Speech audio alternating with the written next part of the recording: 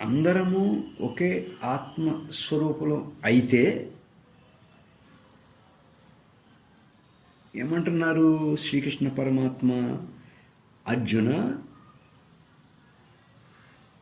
అహం నేను, త్వం నీవు, ఇమే జనాధిపః ఈ రాజులు ఎప్పటికీ ఉన్నాము.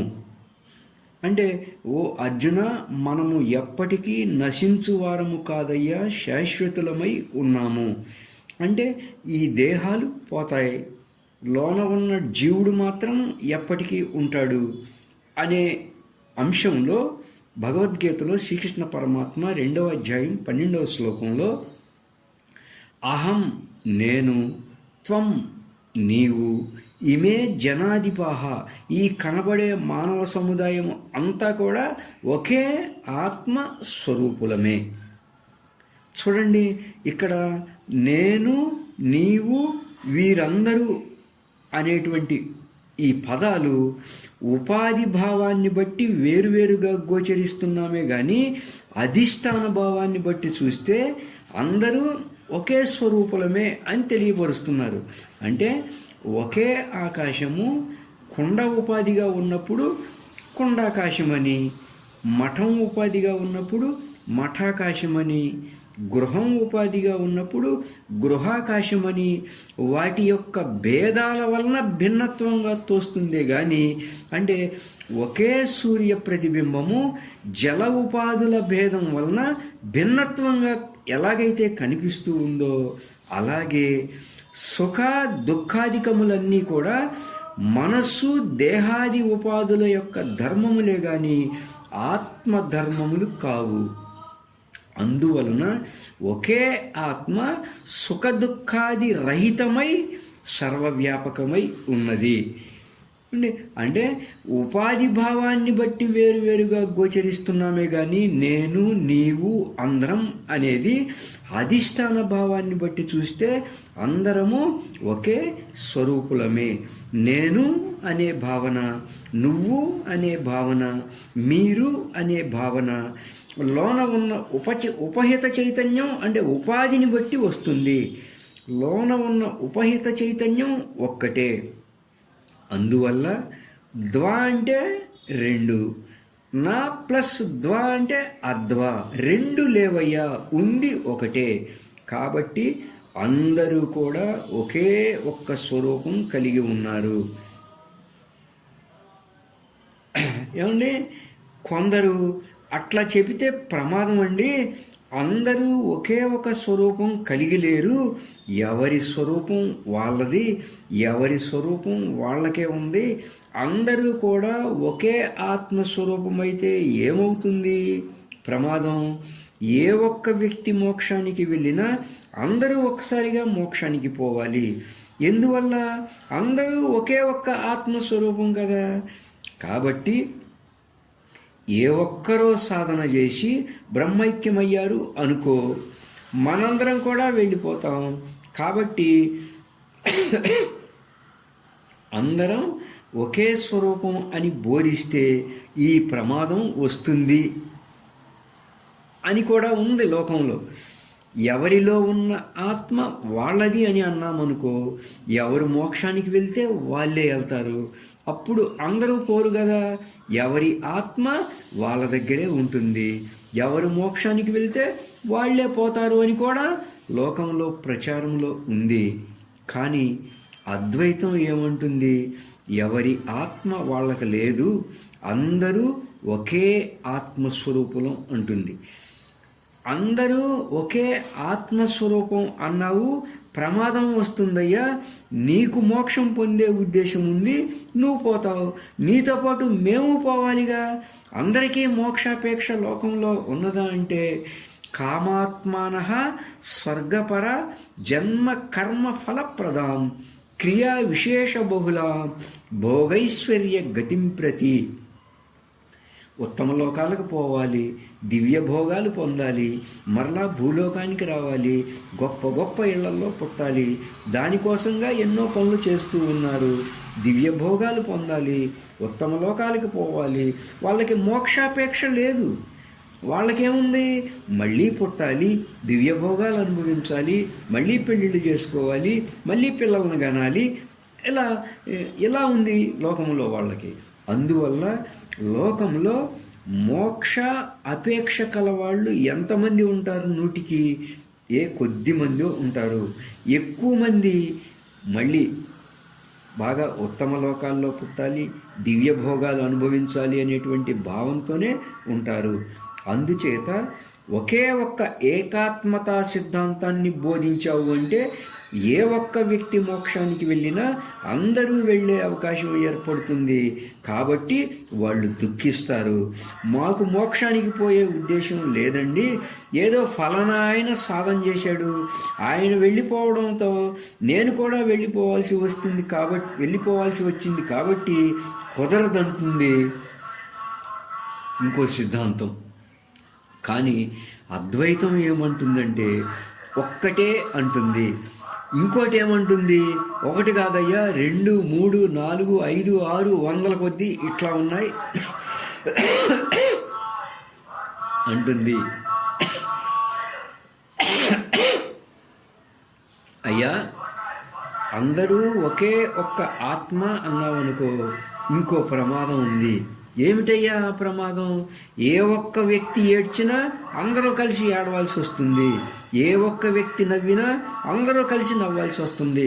ఎందువల్ల అంటే అందరూ ఒకే ఆత్మ కదా అని ఇట్లా ఆర్గ్యుమెంట్ చేస్తూ ఉంటారు కొందరు. అద్వైతం ఏమంటుంది అంటే, అయ్యా నువ్వు చెప్పిన ప్రకారంగా ఏ ఒక్క వ్యక్తి మోక్షానికి పోయినా అందరూ పోతారు అంటున్నావు కదా, మోక్షం ఆత్మకు వస్తుందా? ఆత్మకు మోక్షం ఇచ్చేది ఎవరు? ఆత్మే మోక్షం, మోక్షమే ఆత్మ, ఆత్మయే బ్రహ్మం, ఆ బ్రహ్మమే నీలో ఆత్మస్వరూపంగా భాషిస్తూ ఉన్నది. అయం ఆత్మ బ్రహ్మ, అంతటా వ్యాపకమై ఉన్నటువంటి ఆ బ్రహ్మమే నీలో ఆత్మగా ఉన్నది. ఆకాశం ఏ ఊళ్ళో ఉంది చెప్పండి? సర్వవ్యాపకం ఆకాశం.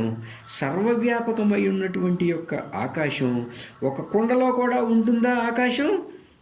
ఆకాశం కుండలో కూడా ఉంది. నువ్వు ఆ కుండని ఒక చోటకి పట్టుకొచ్చినప్పుడు మరి ఆ కుండలో ఉన్న ఆకాశం ఇక్కడి దాకా వచ్చిందా రాలేదా?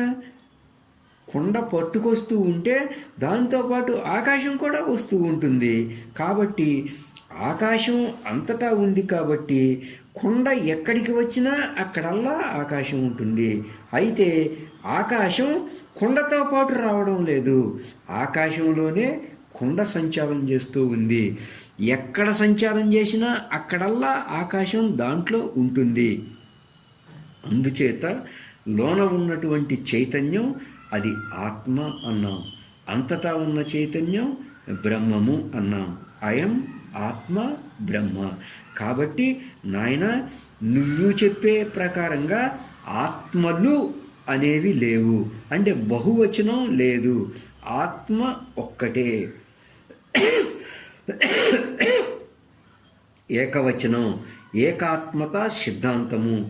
ఎవరి ఆత్మ వాళ్ళకి లేదు, అందరూ ఒకే ఆత్మ అయి ఉన్నారు. మరి ఒకే ఆత్మ అయి ఉంటే ఏ ఒక్క వ్యక్తి మోక్షానికి పోయినా అందరూ పోవాలిగా. మోక్షం ఎవరికి? ఆత్మకు మోక్షం ఇచ్చేవాళ్ళు ఎవరైనా ఉన్నారా?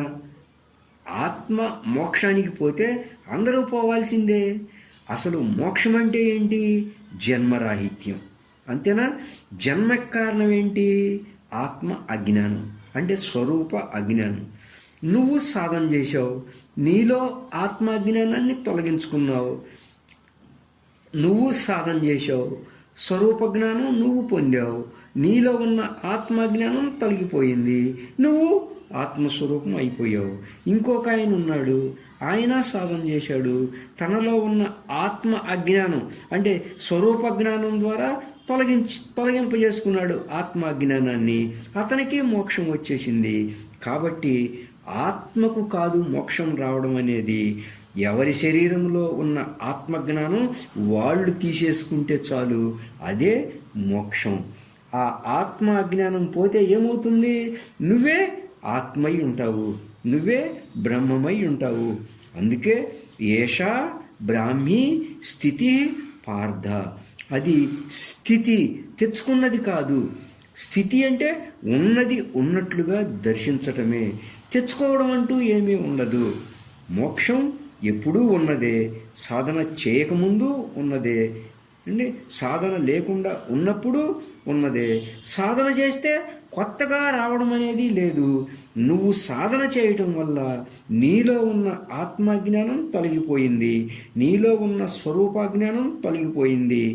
ఆత్మ అజ్ఞానము కర్మవాసంలో తొలగిపోతే ఉండేది మోక్షమే, బ్రహ్మమే, ఆత్మే. కాబట్టి ఏంటయ్యా అంటే అందరూ ఒకే ఆత్మయ్య. ప్రత్యేకంగా అంటూ ఎవరి ఆత్మ వాళ్ళకి ఉండదు. ఎవరి సూక్ష్మ శరీరమైనటువంటి, ఎవరి మనసు అయినటువంటి సూక్ష్మదేహం వాళ్ళకుంటుంది. ఎవరి ఆత్మజ్ఞానం వాళ్ళకుంటుంది, ఎవరి స్థూలదేహం వాళ్ళకుంటుంది. నీ స్థూలదేహం నీదే, నా స్థూలదేహం నాదే, అతని స్థూలదేహం అతందే. నీ మనస్సు అయినటువంటి సూక్ష్మదేహం నీదే, నా మనస్సు అయినటువంటి సూక్ష్మదేహం నాదే, అతని మనస్సు అయినటువంటి సూక్ష్మదేహం అతందే. నీ ఆత్మ అజ్ఞానం నీదే, నా ఆత్మ అజ్ఞానం నాదే, అతని ఆత్మ అజ్ఞానం అతందే, ఆమె యొక్క ఆత్మ అజ్ఞానం ఆమెదే. ఆత్మ విషయంలో ఏకం ఏవ అద్వితీయం బ్రహ్మ, బ్రహ్మము ఒక్కటే. ఇంకోటి, అయ్యా అందరూ ఒకే ఆత్మ అయితే ఏ ఒక్క వ్యక్తి ఏడ్చినా అందరూ ఏడవాలి కానీ ఇంకో మాట ఆర్గ్యుమెంట్ చేస్తారు. సరే, ఇది పొసిగేది కాదు. ఎందుకంటే ఈ దుఃఖం అనేది ఆత్మకు వస్తుందా, మనసుకు వస్తుందా? మనసుకి. ఒకవేళ దుఃఖమే గనక ఆత్మకి వచ్చినట్లయితే మాత్రం వస్తుందా? రాదు. కాబట్టి దుఃఖం అనేది మనసు యొక్క లక్షణం. ఆత్మయందు దుఃఖం లేదు. ఒకవేళ దుఃఖం గనక ఆత్మలో ఉండి ఉన్నట్లయితే నువ్వు జాగ్రత్త అవస్థలో ఉన్నా ఏడుస్తూ ఉండాలి, స్వప్నావస్థలో ఉన్నా ఏడుస్తూ ఉండాలి, సుషుప్తి అవస్థలో ఉన్నా ఏడుస్తూ ఉండాలి, తురీయ అవస్థలో ఉన్నా ఏడుస్తూ ఉండాలి. నువ్వు ఏడ్చే ఏడుపు సుషుప్త అవస్థలో ఉందా? లేదు. జాగ్రత్త అవస్థలో ఉందా? ఉంది. జాగ్రత్త అవస్థలోనే ఉంది. సుషుప్తిలో ఎందుకు లేదు? అక్కడ మనసు లేదు. సుషుప్తిలో మనసు లేదు కాబట్టి దుఃఖం లేదు. జాగ్రత్తలో మనసు వచ్చింది కాబట్టి ఏడుస్తూ ఉన్నావు. అందుచేత ఈ దుఃఖం అనేది ఆత్మలక్షణం కాదు. దుఃఖం అనేది మనసు యొక్క గుణం. అది ఏడుస్తుంది, నవ్వుతుంది, నవ్విస్తుంది, ఏడిపిస్తుంది, అనేక రకాలుగా మనసు ఏం చేస్తుంది? వాడిని నానా తిప్పలు పెడతా ఉంటుంది. అదే ఆత్మజ్ఞానం కలవాడినైతే తిప్పలు పెట్టే అవకాశాలు లేవు. ఎవరైతే జీవభావం కలిగి ఉంటారో, అజ్ఞాన ఉపాధి కలిగి ఉంటారో వాణ్ణి ఏడిపిస్తుంది మనస్సు. ఆత్మజ్ఞానినైతే ఆయన దగ్గర దాని పప్పులు ఉడకో. అందుచేత దుఃఖము అనే విధానము మనసు వల్ల ఏర్పడుతుందే కానీ ఆత్మయందు దుఃఖం లేదు. ఆత్మయందు ఉన్నదేంటి? ఆనందము. ఆత్మ అంటే ఎట్లా ఉంటుంది? ఆనందము. ఇప్పుడు మీలో కొంతమందికి ఆనందం అంటే ఇష్టం ఉంటుంది, మరికొంతమందికి బాధ అంటే ఇష్టం ఉంటుంది, మరికొంతమందికి దుఃఖం అంటే ఇష్టం, కొంతమందికి తెల్ల షర్ట్ అంటే ఇష్టం, కొంతమందికి ఎర్ర షర్ట్ అంటే ఇష్టం. ఉన్నాయా లేవా ఇష్టాలు? ఉంది కదా. అనేక రకాలైన వస్తువుల మీద, పదార్థాల మీద ఇష్టాలు అయిష్టాలు ఉన్నాయి కదా.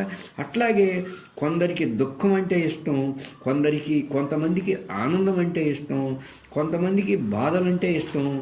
అలా ఉంటుందండి? ఉంటుందా? ఉండదా? ఉండదు. మరి పదార్థాల దగ్గర, వస్తువుల దగ్గర ఉన్నాయిగా ఇష్టాలు. ఎందుకంటే వీటి విషయాల్లో మనసులో ఏ సంస్కారం ఉంటుందో ఆ సంస్కారాన్ని బట్టి తెలుపు అంటే ఇష్టం ఉంటుంది, నలుపు అంటే ఇష్టం ఉంటుంది, ఎరుపు అంటే ఇష్టం ఉంటుంది. ఇష్టాలన్నీ కూడా మనసు దగ్గర ఉన్నాయి కానీ ఆనందం దగ్గర ఇష్టాలు లేవు. ఆనందం దగ్గర ఏముంటుంది? అందరికీ ఆనందంగానే ఉండాలి. నేను కాసేపు ఆనందంగా ఉండాలి, నేను కాసేపు ఏడుస్తూ ఉండాలి అని ఎవరూ కోరుకోరు. ఎల్లవేళలా నేను జాగ్రత్త అవస్థలో ఉన్నా ఆనందంగా ఉండాలి, స్వప్నావస్థలో ఉన్నా ఆనందంగా ఉండాలి, సుషుప్త అవస్థలో ఉన్నా ఆనందంగా ఉండాలి. బ్రతికినా ఆనందమే, చనిపోయినా ఆనందమే. అంటే పోయాక స్వర్గలోకం పోయినా అక్కడ ఆనందంగానే ఉండాలి, నరకలోకం పోయినా అక్కడ ఆనందంగానే ఉండాలి. అలా ప్రతి ఒక్క ప్రాణి ఆనందాన్నే అపేక్షిస్తూ ఉంది అని అంటే కారణం ఏంటి? నువ్వు ఆత్మస్వరూపుడవు కాబట్టి, ఆత్మస్వరూపం ఆనందత్వపు లక్షణం కాబట్టి నీ యందు కూడా ఆ లక్షణమే భాషిస్తూ ఉన్నది. కొత్త కొండలో వేసవికాలంలో నీళ్లు పోస్తే ఎట్టా ఉంటుంది? పట్టుకుంటే చల్లగా ఉంటుంది. ఈ చల్లదనం కొండదా నీటిదా? నీటిది. కొండ చల్లగా ఉంది అంటావుగా, చల్లదనం నీటిది, కొండది కాదు. ఆ నీటి యొక్క చల్లదనం కొండ మీదకు ఎగదన్నింది. అట్లాగా నీలో ఉన్నటువంటి యొక్క ఆనందం ఉన్నదే, ఆ ఆనందత్వపు లక్షణం పైకి ఎగదన్ని ఏ పని చేస్తూ ఉన్నా, ఏమి తింటూ ఉన్నా ఆనందంగా ఉండాలి, ఆనందంగా ఉండాలి, ఆనందంగా ఉండాలి. డబ్బు సంపాదిస్తే ఆనందం, డబ్బు సంపాదించుకుంటున్నా ఆనందం కోసం. ఇల్లు కట్టుకుంటూ ఉన్నా, అంటే ఇల్లు కట్టుకుంటే ఆనందం, ఇల్లు కట్టుకుంటూ ఉన్న ఆనందం కోసం. కారు కొనుక్కుంటే ఆనందం, కారు కొనుక్కుంటున్న ఆనందం కోసం. పెళ్లి చేసుకుంటే ఆనందం, పెళ్లి చేసుకుంటూ ఉన్న ఆనందం కోసం అంటారా, దుఃఖం కోసం అంటారా? నువ్వు ఏదన్నా చెయ్యి ఆనందం కోసం. కాబట్టి నా అందరి యొక్క స్వరూపత లక్షణం ఇతర వాటి యందు వెతుకుతూ ఉన్నాం. నీ స్వరూపత లక్షణం నాలోనే ఉన్నదైనా నాలోనే ఆ లక్షణం ఉన్నది కాదు, నేనే ఆ లక్షణమై ఉన్నాను అన్న విషయం తెలియక ఆ లక్షణాన్ని ఇతర వస్తువుల యందు ఆపాదింపజేసుకుని ఆనందం దాని ద్వారా పొందుతాను అంటాడు వీడు. జ్ఞాని ఏమంటాడు? అక్కడ లేదురా ఆనందం, నీ యందే ఉంది, నీ లోపలే ఉన్నది, నీ ఆత్మయే ఆనంద స్వరూపం, నీవే ఆనంద స్వరూపం.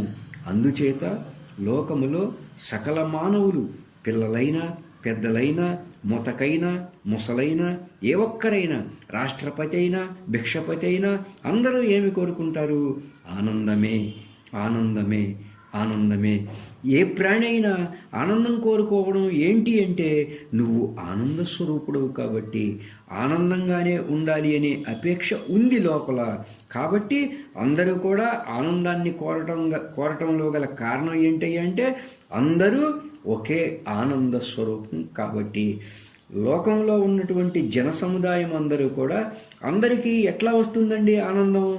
అందరూ ఒకే ఆత్మ వస్తువు కాబట్టి ఆనందాన్ని వాళ్ళందరూ అపేక్షిస్తున్నారు కాబట్టి ఆనందం వస్తూ ఉన్నది. ఇది ఏకాత్మత సిద్ధాంతము.